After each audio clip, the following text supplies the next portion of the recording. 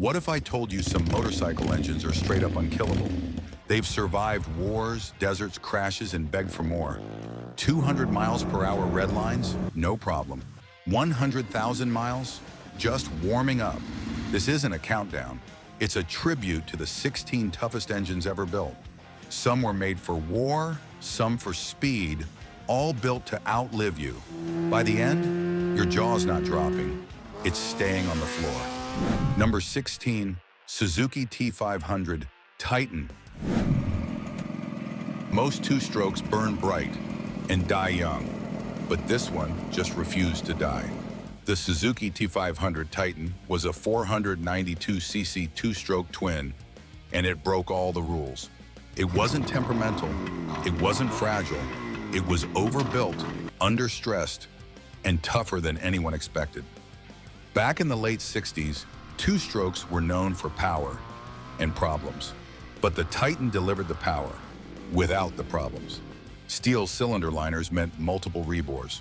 A rock-solid crank took the abuse, and Suzuki's Posi-Force oil injection system kept the engine alive, without messy pre-mix guesswork.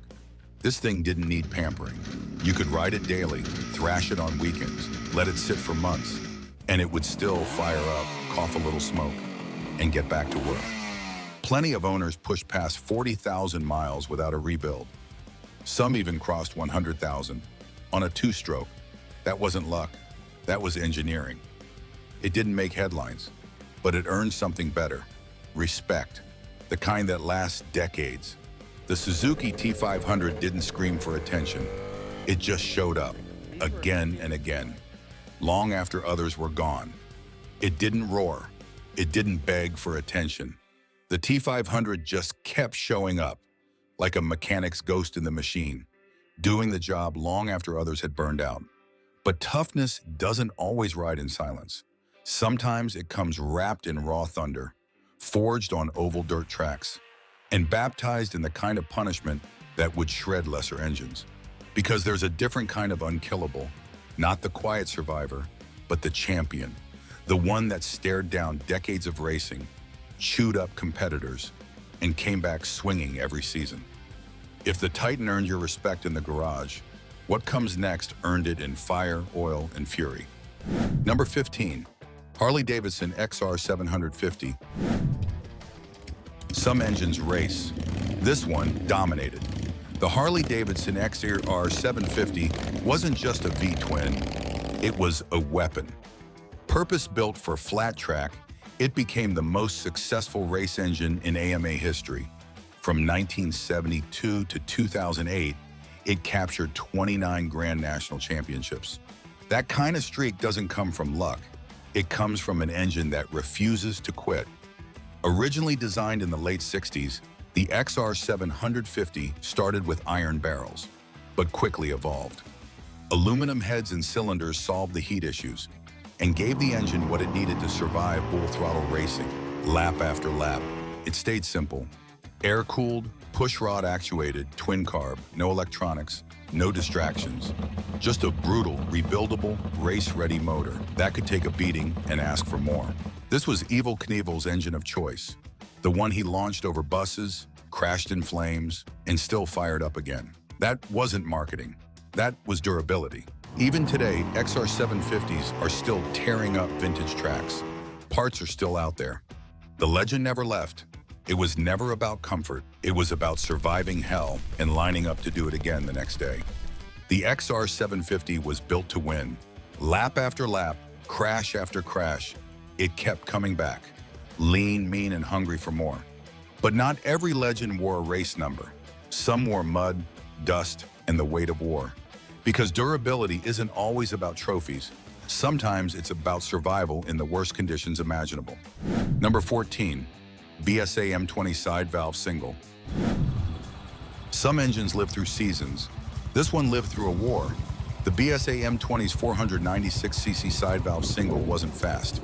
It wasn't pretty, but it was nearly impossible to kill. Built for the battlefield, the M20 became the mechanical backbone of Allied dispatch riders in World War II, hauling messages across mud, snow, deserts, and front lines. Over 125,000 were made, and many are still running. Its secret? brutal simplicity. Side valve design meant fewer moving parts, cooler temperatures, and less to go wrong. Massive flywheels gave it a steady rhythm. Low compression meant it could run on terrible fuel and still chug forward. And the overbuilt bottom end, practically bulletproof. These engines routinely push past 40,000 miles, sometimes more, rebuilt, reused, restarted again and again. There are stories of M20s running on recycled oil, leaking gaskets, and ignition systems that hadn't been touched since the war. Still going. Yes, it was slow. Yes, it needed finesse. But the engine never asked for much, just oil, air, and a reason to keep moving. It wasn't designed to impress, it was designed to endure. And nearly a century later, it still does. While one engine conquered racetracks, another was dodging landmines and carrying dispatches across World War II's most brutal terrain. And just when you think engines couldn't get any tougher, Japan stepped in with cold-blooded reliability that turned overbuilt into an art form. Number 13, Kawasaki KZ750 Inline 4. Some engines fight back. This one just grinds forward, forever. The Kawasaki KZ750 Inline 4 was born during Japan's golden era of over-engineering. An even 150cc air-cooled four-cylinder that didn't just perform, it endured. Where other engines chased revs, the KZ went for the long game. Dual overhead cams, forged crankshaft, heavy-duty internals, no radiator, no fuss, just air, oil, and old-school toughness. It wasn't tuned to scream, it was tuned to survive. Torque came in smooth and early, giving it usable power, without needing to bounce off redline, and that's exactly what helped it last. Plenty of these engines have cleared 70,000, 80,000, even 100,000 miles, with nothing more than oil changes, valve checks, and an occasional carb clean. Maintenance, a dream. Screw and lock nut valves, bulletproof carbs. Even the electrics were simple, analog, rebuildable, and forgiving. Sure, the cam chain tensioner could rattle, the charging system wasn't perfect, but none of it stopped the engine. Compared to the CB750 or GS750, many say the KZ was tougher, simpler, and easier to live with. It doesn't just resist failure, it dares you to wear it out. If you're enjoying this countdown so far, don't forget to hit like and subscribe. There's plenty more legendary engines coming up, so stay tuned. The KZ750 didn't ask for attention, it just refused to die. But toughness doesn't always wear vintage paint. Sometimes it comes in sharp lines, bold colors, and a spec sheet designed to shrug off abuse with a smirk. Because modern machines, they've learned from the past, and in some cases improved on it. Not all of them, but a few, they've earned their place in the Hall of the Unkillable. Number 12, Honda Super Cub. Some engines chase records. This one quietly became the most trusted motor on Earth. The Honda Super Cub is the most produced vehicle in history, and its engine is a big reason why. Air-cooled, four-stroke, single-cylinder, and practically unkillable. It doesn't scream for attention. It just starts, runs, and keeps running. Owners routinely log 50,000 to 80,000 miles before even thinking about a rebuild. Some, like Ed March's C90, have crossed 100,000 miles through jungles, deserts, mountains, with nothing more than zip ties and hope. Why does it last so long? Low compression, under-square design for low-end torque, automatic clutch that never complains, and a mechanical layout so simple you can rebuild it on the side of the road with a screwdriver and spare change. It doesn't have a fuel gauge, it doesn't need an oil filter, and it sure doesn't care about specs. Drop it, drown it, overload it. The engine will cough, sputter, and then keep going. From Himalayan trails to African backroads, the Super Cub engine doesn't just survive, it thrives. It's not just reliable, it's the reason millions of people still move. And just when you think modern bikes can't hang with the legends, one shows up that doesn't just survive, it performs. Not by being fancy, not by being loud, but by delivering round after round of real-world toughness with a kind of quiet confidence that says, I'll be here long after your quick-release plastics fall off. Number 11, Yamaha TWW200. This one was built to survive the apocalypse. The Yamaha TWW200's 196cc air-cooled single isn't fast. It doesn't care about top speed, lap times, or fancy specs. What it cares about is starting every morning no matter what you put it through. Introduced in the late 80s and barely changed since, the TWW200 engine is a masterclass in mechanical stubbornness. It runs a low-compression, under-stress design with a basic carburetor. No electronics, no complexity, no drama. Just an engine that shrugs off abuse like it was part of the job description.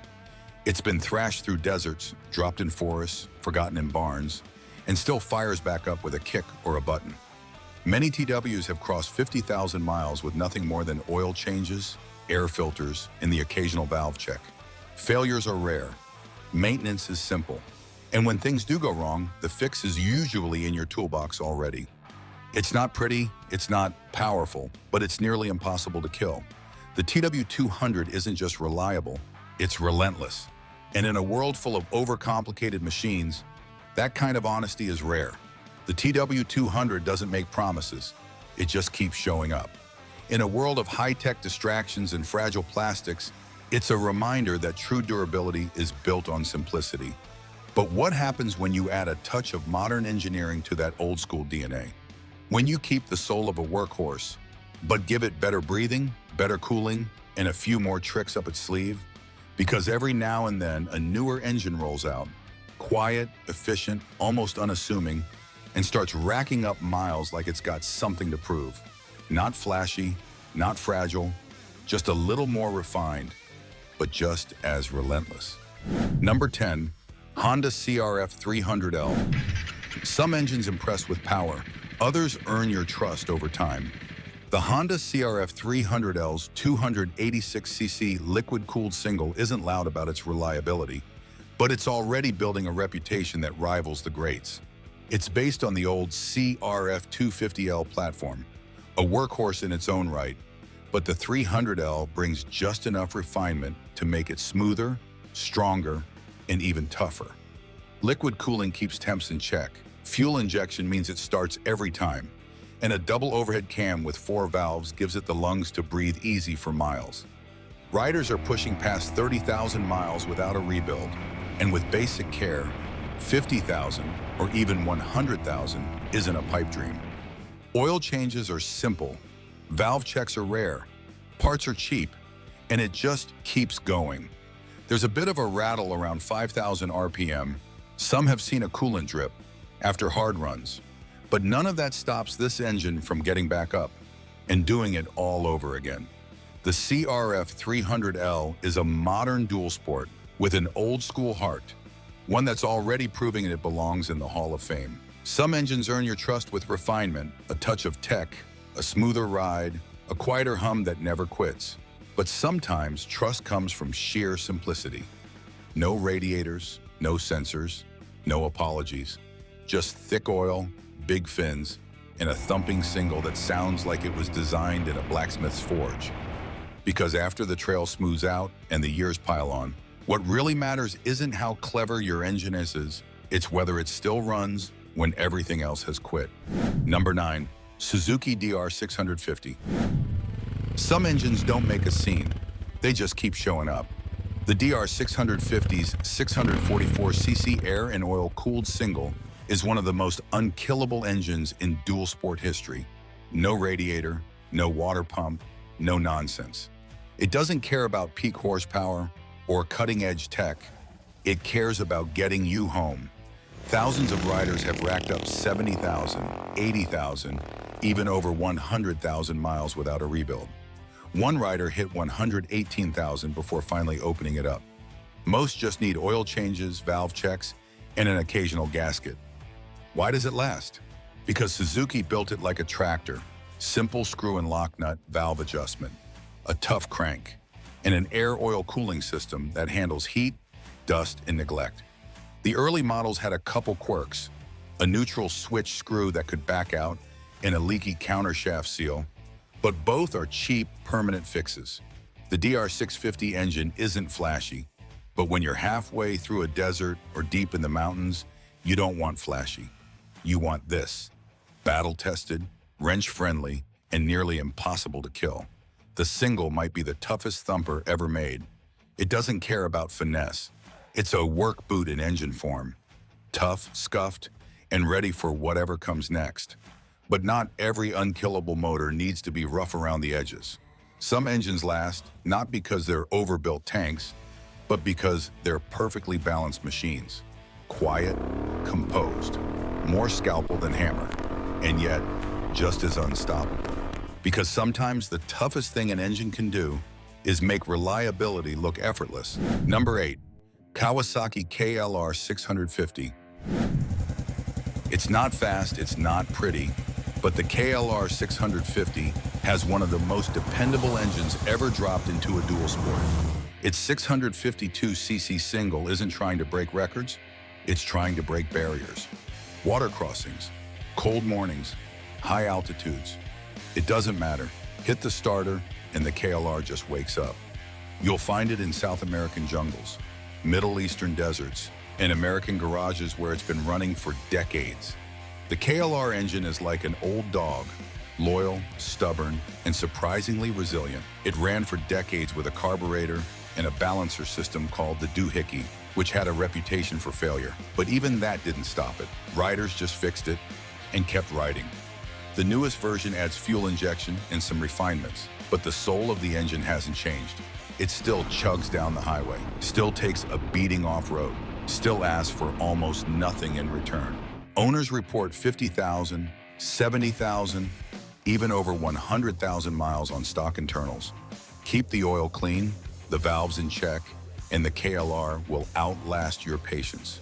It's not smooth, it's not fast.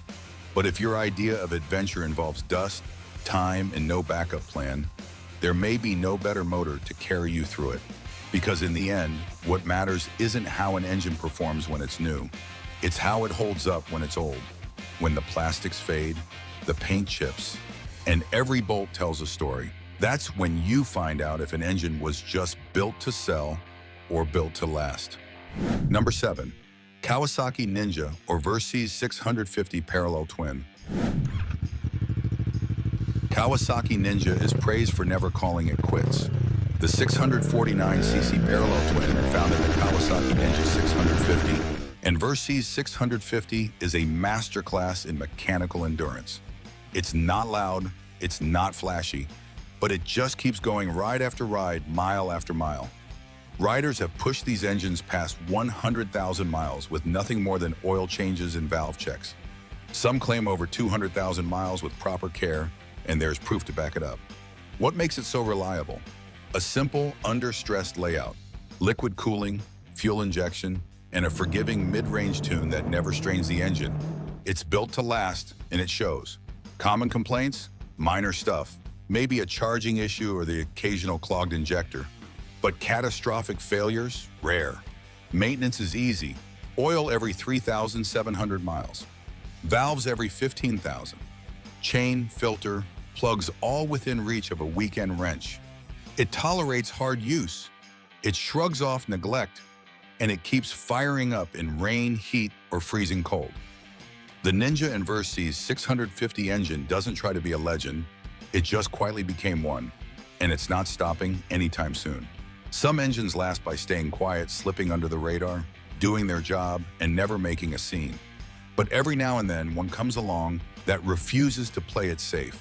It growls, it wheelies, it begs to be pushed, and somehow still sticks around long after it should have blown itself to bits. Because reliability doesn't always wear a suit. Sometimes it shows up in ripped jeans and a bad attitude, and still clocks 100,000 miles without blinking. Number 6, Yamaha MT-07 CP2 Parallel Twin. Some engines earn a following, but MT-07 CP2 Parallel Twin earned a reputation. The 689cc CP2 engine at the heart of the Yamaha MT-07 wasn't just built to perform, it was built to last, and not just for a little while. We're talking 75,000, 100,000, even 170,000 miles with nothing more than oil, filters, and the occasional valve check. So what's the secret? Start with a 270-degree crank that gives it a V-twin-like character, smooth, torquey, and balanced. Add in liquid cooling, smart oil routing, and a design that keeps internal stress low. This engine doesn't just survive abuse, it seems to shrug it off. Routine care is refreshingly easy. Oil every 3,000 miles. Valves every 26,600. The rest? Air filters, plugs, and chains all within reach for home mechanics. Yes, older models might see minor quirks, a sticky ECU, a bit of rust on welds, but none of it touches the engine itself. The CP2 just keeps running. It's not exotic, it's not trying to impress, but it delivers dependable, mid-range power in a package that refuses to quit. The CP2 engine is more than reliable. It's a workhorse with a wild side, and it's nearly impossible to kill. The CP2 doesn't ask for attention, it just delivers mile after mile, burnout after burnout, with that signature grunt and a refusal to quit. But long before torque curves and 270-degree crank became marketing gold. Number 5. Honda CB750 Inline 4. Some engines raise the bar. This one became the bar.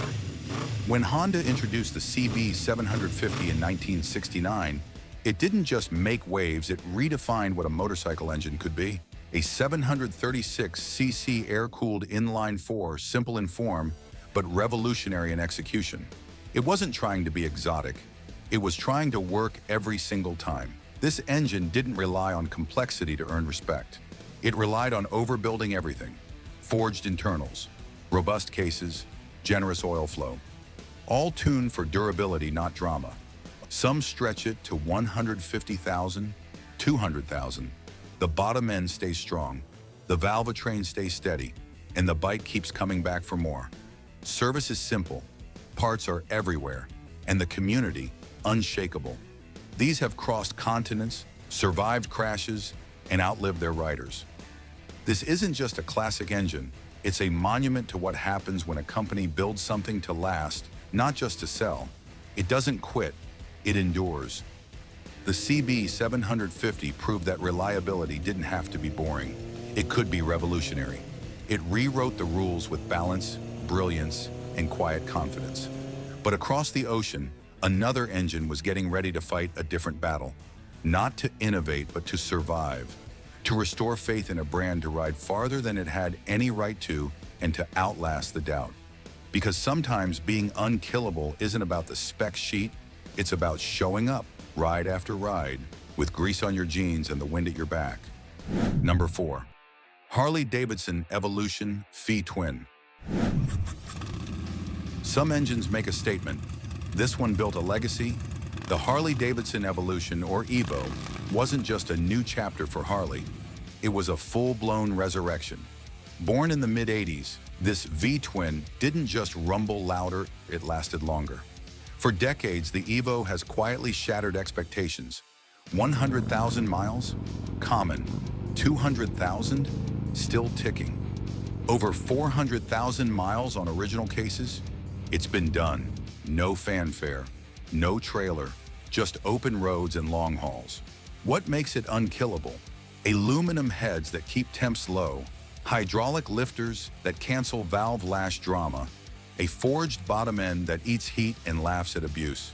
Sure, it's had its scars, cracked heads, tired bearings, a few early weak cases, but nothing the Harley crowd hasn't already seen, fixed, and written a dozen forum posts about. The EVO was built to be simple, built to be tough, built to be ridden.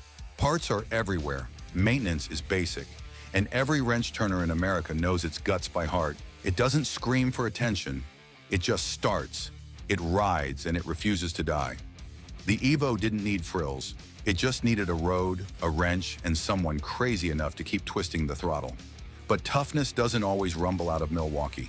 Sometimes it hums across continents, cool, balanced, and engineered to go places that would make most engines curl up and quit. Because surviving suburbia is one thing.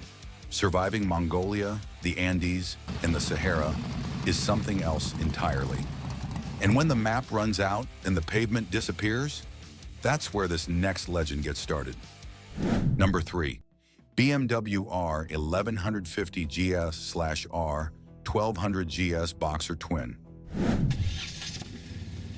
Some engines were built for roads. This one was built for everything else. The BMW Boxer Twin, especially in the R1150 GS and R1200 GS, is the mechanical backbone of global adventure.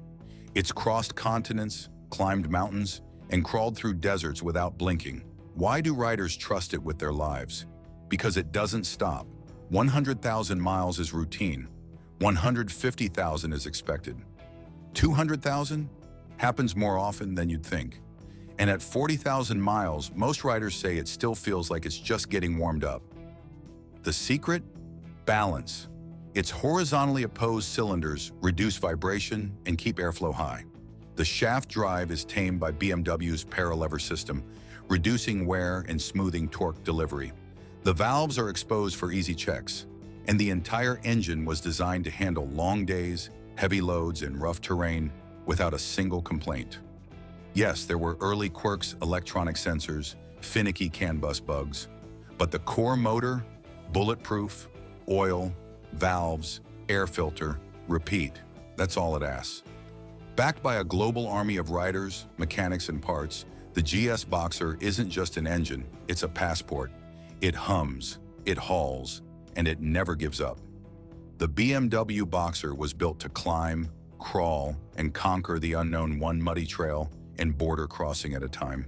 But what if you traded the dirt for asphalt, the chaos for comfort? What if reliability wasn't just rugged, it was refined? There's an engine out there that doesn't just survive the miles, it embraces them. One that doesn't flinch at 200,000, doesn't slow down at 400,000, and doesn't even blink when someone rolls past 700,000 still on the original block. Because for some machines, time isn't the enemy, it's the road.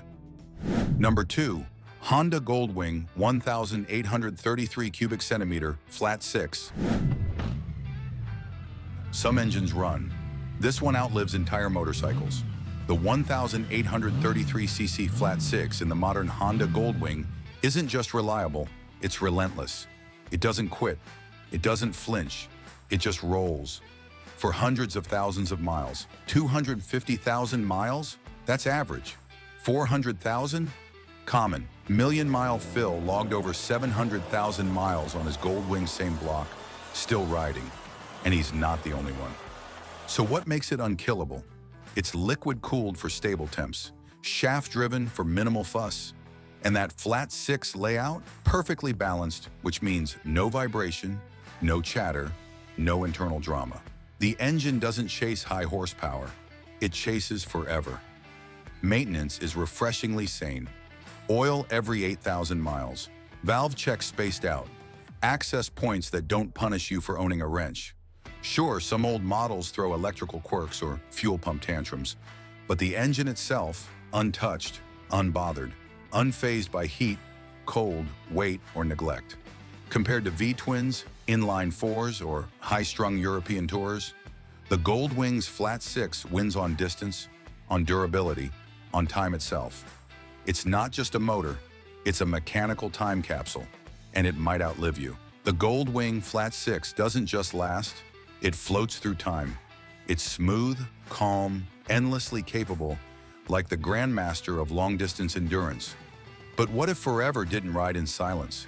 What if it came wrapped in horsepower, humming at redline, and still refused to die?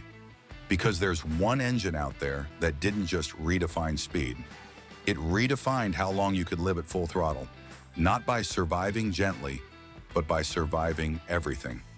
Number 1, Suzuki Hayabusa 1340cc inline 4. Some engines were built to be fast. This one was built to be immortal. The Suzuki Hayabusa's 1340cc inline 4 isn't just a speed machine, it's a mechanical monument to durability. It was engineered to break record and then keep running, long after the headlines faded. 100,000 miles, normal. 150,000, still smooth. There's a well-documented Busa out there with 200,000 miles, still scaring modern superbikes on Sunday rides. Why does it last? Because Suzuki overbuilt it. Forged internals, bulletproof gearbox, liquid-cooled stability. This engine was designed for 200 miles per hour, so when it's cruising at 80, it's barely awake. Valve checks every 15,000 miles. Oil changes? Keep them regular. That's about it. Cam chain, tensioners wear. Some sensors act up, but nothing major and nothing it can't shrug off. It handles abuse like it was made for it. Redline pulls, lazy maintenance, daily commuting. The Hayabusa takes it all and comes back asking for more. Parts are cheap, wrenches know it by heart. And when it comes to reliability with performance, nothing even comes close. This isn't just the fastest engine on the list, it's the toughest. Long live the king.